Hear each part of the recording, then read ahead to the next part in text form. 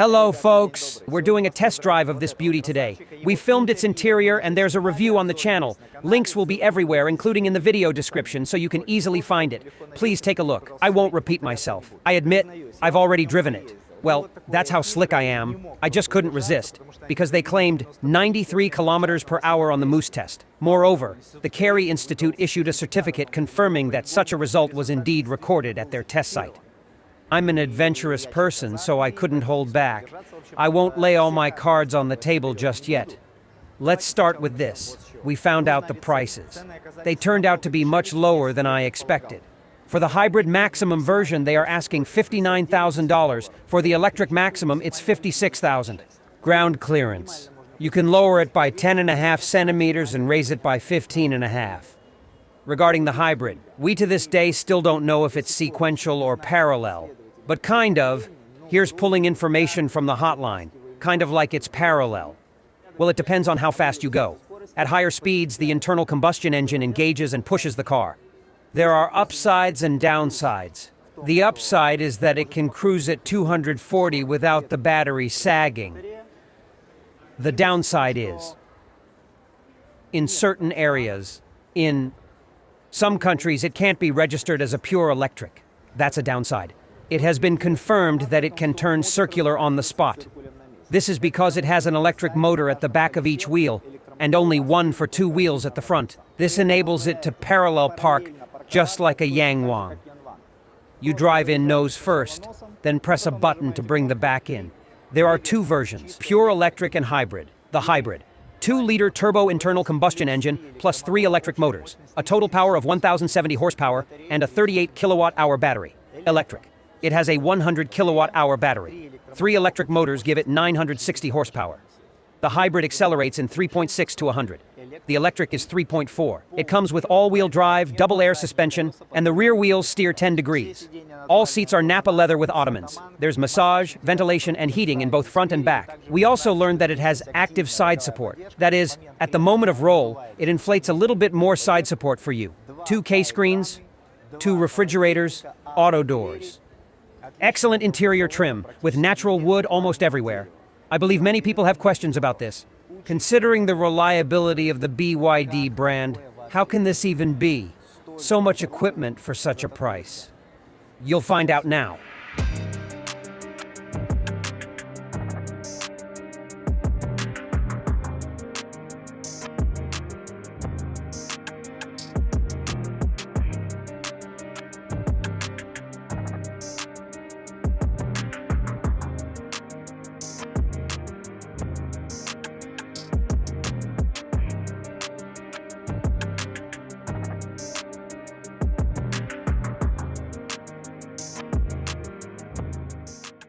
Why isn't there a comparison today? I had planned this format.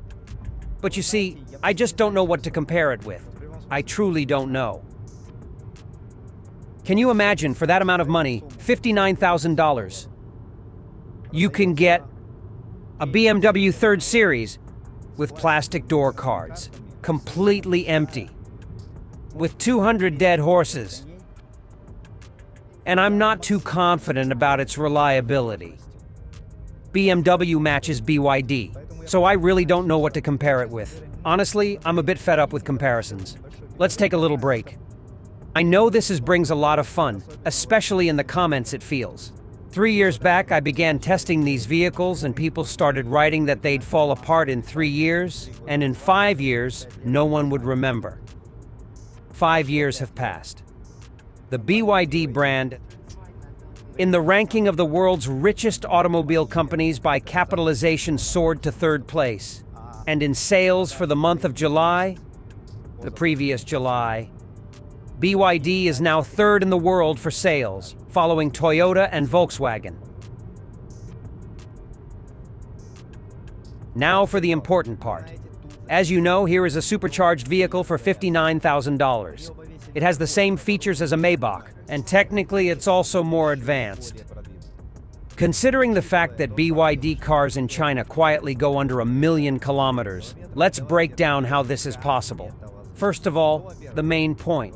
As far as I know, the entire BYD group gets resources from its older brother, which they use to make batteries, electric motors, and other elements at a cost 5 times cheaper than for Germans and Japanese.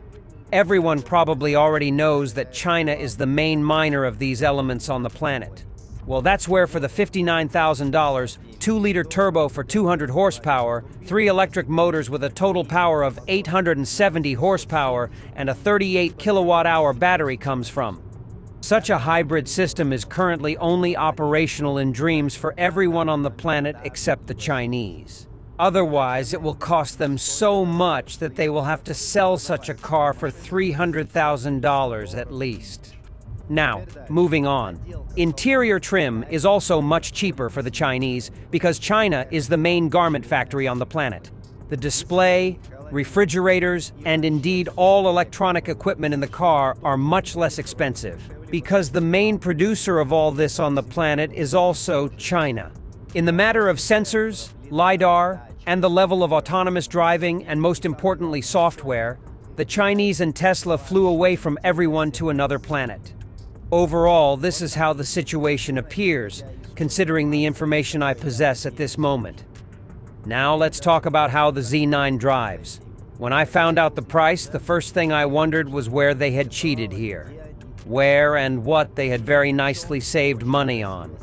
So that at first glance it looked like a killer of all killers. Well, here we go. First up, noise insulation.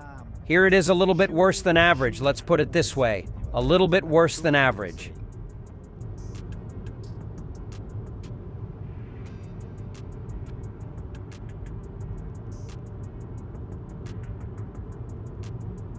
I expected this. The price is just too sweet for this crazy, simply crazy configuration and such a large body size, 5 and 2 in length. Honestly, the Porsche Panamera doesn't really stand out with its luxury sound insulation, but it is quieter. The gilevich.eng, Zeekr, Huawei, and Xiaomi will also be somewhat quieter. When I asked the dealer why the soundproofing was like that, he cleverly answered me. Apparently it was by the book. Here are his words. There are no cars in this class anywhere on the planet that come with 1,000 factory stock horsepower, has better soundproofing.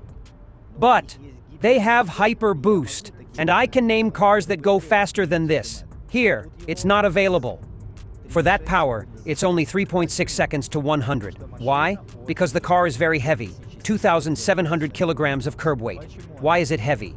Because length is 5.2 meters. Because 3 electric motors, internal combustion engine, and a battery. But if the length is clear, there may be questions about such a complex and heavy power unit. Let's break it down. What are its advantages? The first plus, for me, is the most significant. To use gasoline, but have electric power for acceleration. To press the gas pedal to the floor and get an instant burst when I want it. Right here and now, and not wait a second and a half like in a regular engine while it gains speed. Second, to drive purely on battery in the city like in an electric car, and only turn on the IC engine for long trips if there's a place to charge. Third, to go out of town with tents for a picnic, to vacation, and use electronics in the vehicle, and not be idling and polluting the air with the engine, not bothering anyone. Well, and to use the car as a power bank for all the electrical appliances you'll need there on a picnic. Fourth, each wheel has its own electric motor like the ones here in the back. Allows engineering scientists to go further in many areas, including vehicle off-road ability. So that's the case. Overall, there is no good noise insulation because other 1,000-horse cars don't have it either. Nice excuse, right? But there's no hyper boost from these 1,000 horses either. Because the power unit is heavy, yet it gives other advantages that I outlined above. You can't say that 3.5 seconds is a weak acceleration. It's really quick. Most drivers might think it's too fast.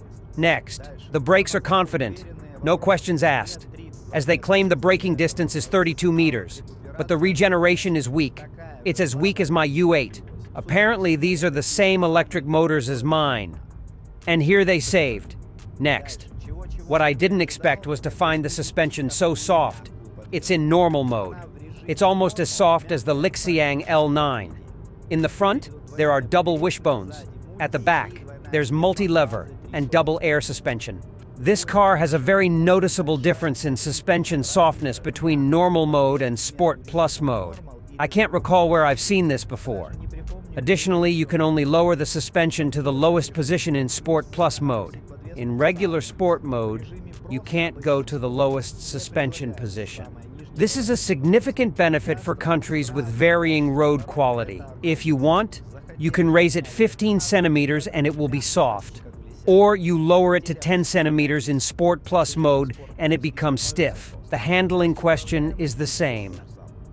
The softer the suspension mode, the less steering sharpness. They achieved 93 kilometers per hour in the Moose test. I'm sure this was done in Sport Plus mode. In that mode, it is indeed sharp, firm, and sharp. Unfortunately, in China, I can't check it. However, remember that this car might not have the same handling at 200 kilometers per hour as German vehicles. I'm almost certain of it. It will be better than the Toyota, but not as good as the BMW. The fact that there is not enough noise insulation imposes such, false effect of some kind of non-luxuriousness. Here, we must recall that for $59,000, you get a large car that's 5.2 meters long, with a wild, simply wild powertrain and extremely luxurious equipment and interior design. Next, what I don't appreciate. Even in Sport Plus mode, the steering is fairly soft. I like the steering to be as stiff as possible. It helps me feel the car better. Interestingly, I noticed the same in the Huawei M9, but since it's a family crossover, I didn't bring it up. In this sports car, I personally found it insufficient. I like the projector on the windshield. Quality picture. It is possible to open the map on it. English comes standard. You can install any applications. The system is open. That's a big advantage. Now let's wrap it up. Even after a test drive, considering its some disadvantages, I still believe that this particular hybrid version of the Z9 is by far the best offering for many people among generally the entire Chinese car industry. And here, the fact that BYD cars have millions of miles on them is probably what inclined me to this opinion the most. And those are the facts that are on TikTok. And there are tons of videos like this. So these are cars that don't fall apart. And remember, you'll need to soundproof the car to make it a beauty. That's all for now. Thanks to everyone who stayed till the end. Drink melted water, smile, and keep going. The best is yet to come. By the way, XPeng is expected to begin pre-orders for a flying car at the end of this year. It will be interesting. See you soon.